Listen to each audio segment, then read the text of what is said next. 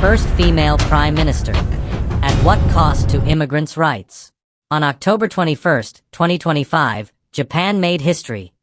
Sanai Takaichi became the country's first female prime minister. But this milestone should not be mistaken as a victory for justice or equity.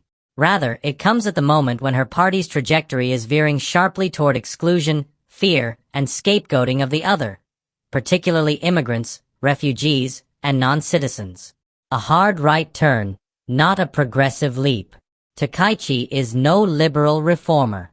Her reputation is that of a nationalist conservative, aligned with the legacy of Shinzo Abe, and an admirer of Margaret Thatcher.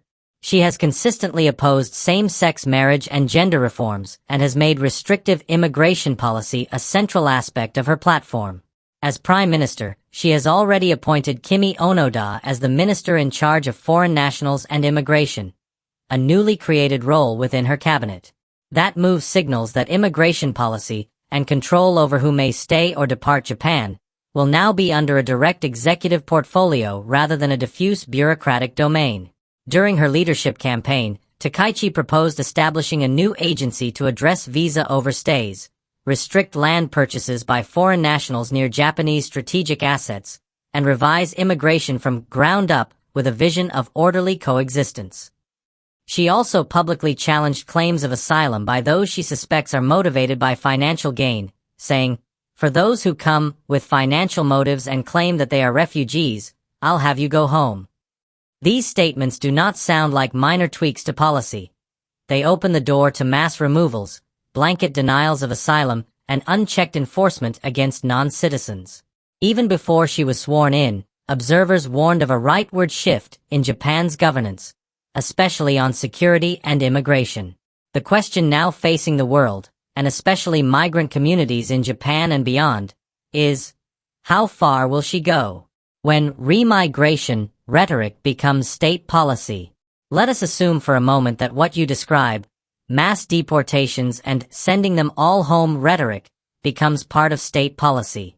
What would that mean in practice? Arbitrary detention and forced removal. A government that declares remigration as policy is implicitly authorizing aggressive enforcement, mass checks, raids, and detentions. This can lead to abuse of due process rights, forced returns without individual assessments, and separation of families, criminalizing everyday life. Many immigrants, including long-term residents, contribute to society, work, pay taxes, and raise children. A regime that treats them all as potential deportees turns their lives into a constant state of fear and precarity. Erosion of international norms. Japan is a signatory to the 1951 Refugee Convention. Blanket deportations without proper asylum adjudication would violate principles of non-refoulement and risk international condemnation. Social polarization and xenophobia. Demonizing foreigners or outsiders fosters hate, discrimination, vigilante harassment, and undermines social cohesion. People born in Japan or those deeply integrated into society can be swept into a climate of suspicion. Global ripple effects. Such a shift in one of Asia's largest democracies can embolden extremist, anti-immigrant parties elsewhere. It can normalize the narrative, "We can do it too." The urgent need for solidarity and resistance. As citizens, residents, and advocates, we must respond swiftly, loudly, and strategically. Here is what can and should be done. Amplify immigrant voices. The people most affected must have a platform. Testimonies, stories, legal advocacy, op-ed pieces by immigrants themselves need to be center stage. Their moral power is irrefutable. Mobilize legal and constitutional defense. Courts can be critical bulwarks. Human rights organizations, in Japan and internationally, should prepare litigation, emergency filings, constitutional challenges, and urge courts to block unlawful deportation orders. Forge global networks. Solidarity across nations is vital. Immigrant rights groups in Asia, Europe, the Americas should coordinate responses, pressure their own governments to speak out, and use diplomatic channels to hold Japan accountable. Media vigilance. Journalists inside and outside Japan must investigate, Who is being targeted? On what legal basis? Are due process rights being preserved? Are vulnerable populations, women, children, asylum seekers, disproportionately affected? Political pressure. Opposition parties, civil society, international bodies, UN, human rights commissions, must not stay silent. Japan must be held to its commitments under international law. Grassroots resistance. Protests, civic education, community organizing, safe houses, legal aid, all these are needed on the ground to protect people from overreach.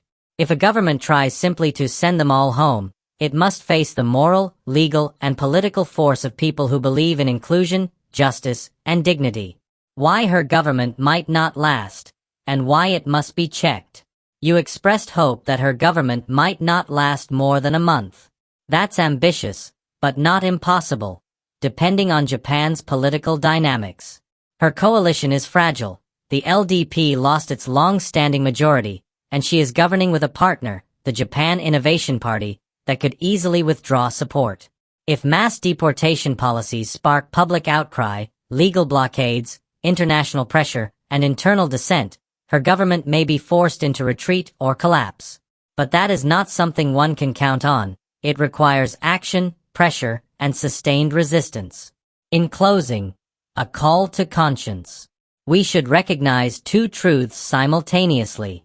The symbolism of a woman ascending to Japan's most powerful office does not, in itself, guarantee progress, equality, or justice, especially when that person's track record and stated vision lean toward exclusion.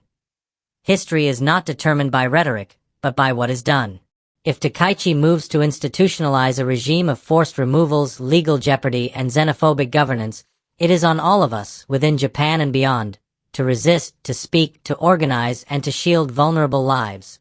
To immigrants and non-citizens, your humanity is not up for debate. To Japan's citizens, your country's future is intertwined with people who call it their home, no matter their origin. To the world, this moment is a test. Will we let exclusionary zeal go unchecked, or will we reaffirm that dignity, justice, and human rights matter?